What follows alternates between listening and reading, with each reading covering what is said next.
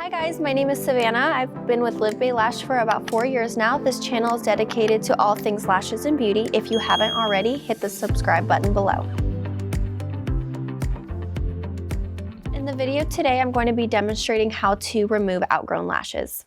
So when your client comes in for a fill after a few weeks, the first thing you want to do is sort through all of her old outgrown lash extensions and remove them. The first step I'm going to show you is going to be a banana peel. So what I like to do is with my tweezer that I make fans with, I grab the eyelash extension, and with my isolation tweezer, I'm going to find the natural lash, usually on top or below the extension. Once I grab that, I'm going to hold the natural lash in place, and I'm going to pull the outgrown extension towards me.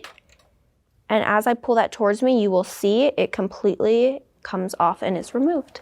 The next method I'm going to be showing you today is the pop-off method. As you go through, there are going to be really outgrown lashes that are at the very end of the natural lash.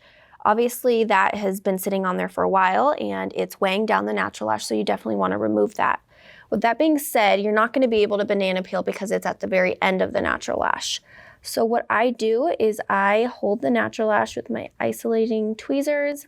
And what I will do is I will grab the base of the outgrown extension, I will wiggle it towards me, and it almost tends to crush the base a little bit, and I will wiggle it off until it pops off.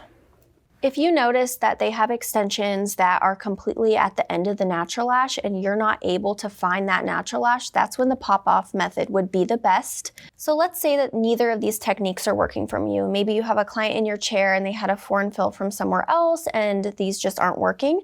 The next step for you would just to be doing a little removal. So if it is just one extension and the rest are fine, the rest you already got to pop off, then you are able to just go ahead and remove with some cream or gel remover.